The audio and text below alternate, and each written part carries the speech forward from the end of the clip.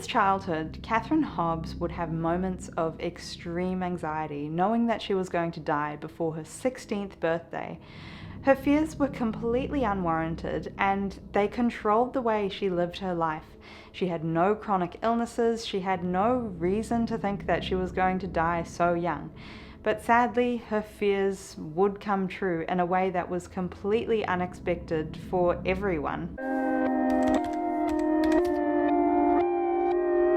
Hi, my name's Yasmin. I make videos about things that are scary or disturbing or just true crime in general. So if you'd like to, then please subscribe. I post once a week, and yeah, give the video a thumbs up and we'll get on with the rest of it. Katherine Hobbs was also known as Kathy. She didn't have a perfect childhood, but it wasn't terrible. She had a good relationship with both her mum and dad, but she was particularly close with her dad, which is why it was so devastating that when she was 8 years old, her parents got a divorce and her father had to move out of the house. So she never really got to see him much after this. This is also around the time when Kathy started to worry more about her death and her future. So she was only an 8-year-old kid, but she had this extreme anxiety pent up within her. This would make sense if there was some sort of mental strain on Kathy or if she had some sort of chronic illness, but there was no reason for her to actually feel this anxious about her own death. She'd go to school and she'd tell her friends and family that she was going to die young. She was going to die either on or just before her 16th birthday. When people asked her why she thought this, she would just say that she had a feeling. No other reason why. She had these premonitions on and off for years. And then when she was 12 years old, there was another significant traumatic event that happened to her. Kathy's best friend suddenly passed away because of a heart condition. Her mum decided that things were getting a little bit intense for Kathy and it was best for them to move house, so they moved into an apartment complex in Las Vegas. Her mum thought that physically moving her would actually remove her from the trauma. She would also change schools, so she had just a completely new environment to be in. This was actually pretty helpful for Kathy though. She started coming out of her shell a little bit more, she started to make a good group of friends, and she was being just a social butterfly. But as her 16th birthday was approaching, she really started to seclude herself because she was terrified and she was sure of the fact that something was going to happen to her. She'd actually stopped making plans with anyone because what was the point? She was going to die anyway. She wasn't going to live past 16 in her mind. She started spending a lot of time at home and cancelling her future plans with her friends because there was no point. The day before she turned 16, she didn't leave the house and she just braced for impact for something that came and went. She turned 16 and nothing happened. Kathy survived her 16th birthday, which was incredible, and this was a huge weight lifted off her shoulder. Kathy became her old self again. She started being more social, she started making plans for the future, because for the first time in a long time, she didn't have anything to worry about, and in her mind, she'd spent years worrying for no reason. So she started to think about her future career options. She'd never actually thought of any career options before because she was convinced that this thing was going to happen to her. Kathy loved putting on makeup. She loved anything that was beauty related. She loved doing her hair.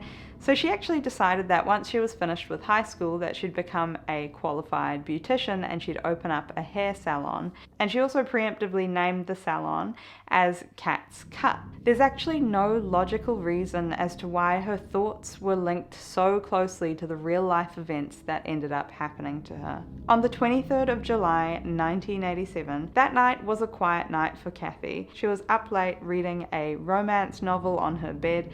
Things were going really smoothly. She was in good spirits and she actually ended up finishing the book that night.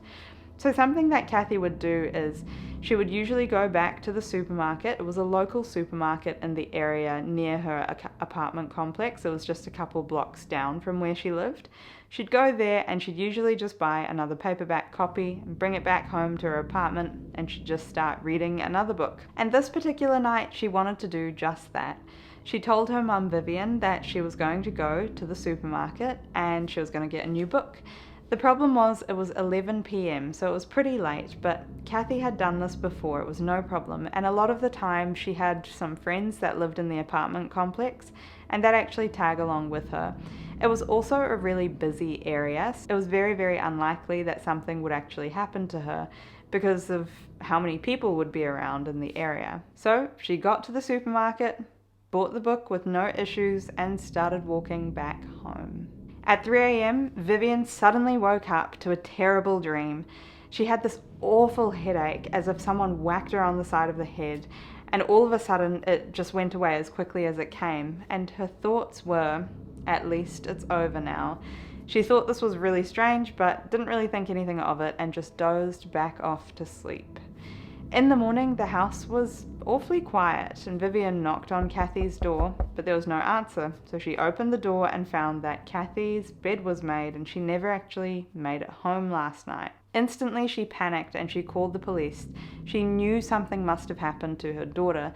Specifically, she thought her daughter was abducted from the supermarket last night because that was, I guess the most logical explanation for what could have happened. She gave lots of photos to the police to release out into the community, and these would be spread around so that everyone saw Kathy's face and people were actively looking for her. One of the first people that were questioned was the supermarket employee, because they were the last person that actually saw Kathy, and they remember Kathy coming in, purchasing a book, and the receipt even showed evidence that the transaction was made at 11:17 p.m. that night. Police believe that she must have been abducted after she left the supermarket, but strangely there was absolutely no witness to come forward.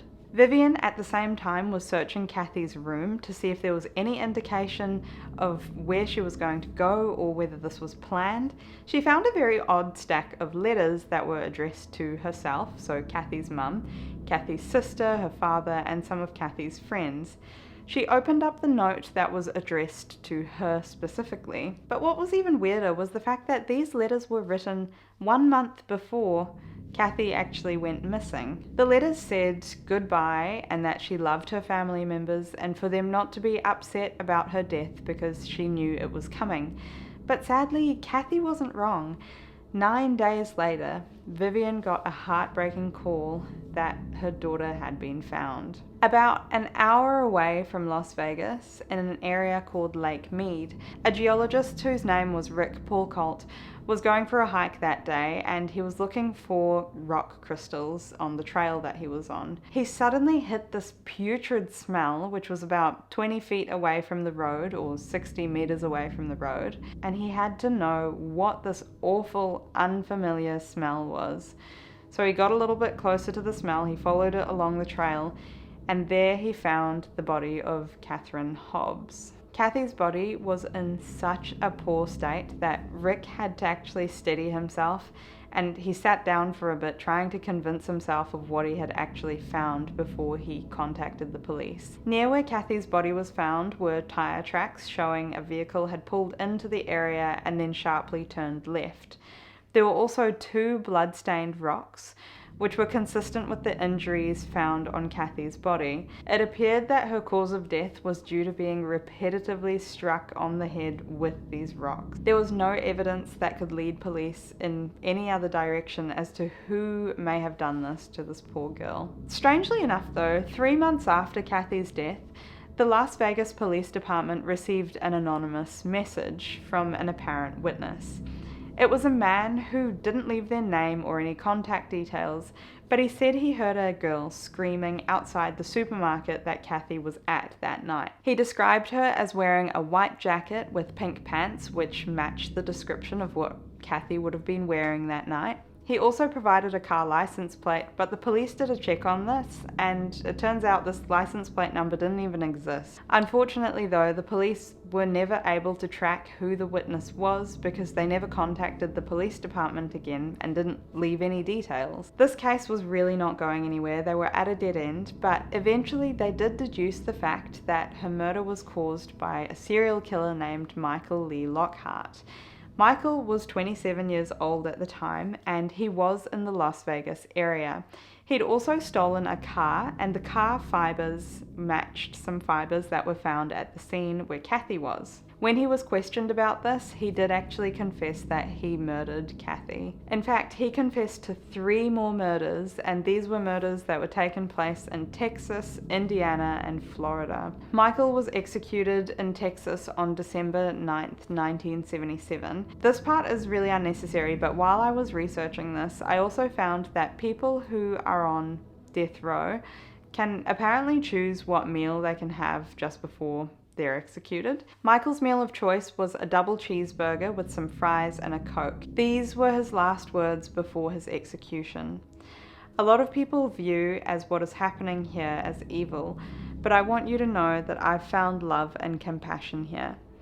These people who work here, I thank them for the kindness they have shown me, and I deeply appreciate all that has been done for me by the people who work here.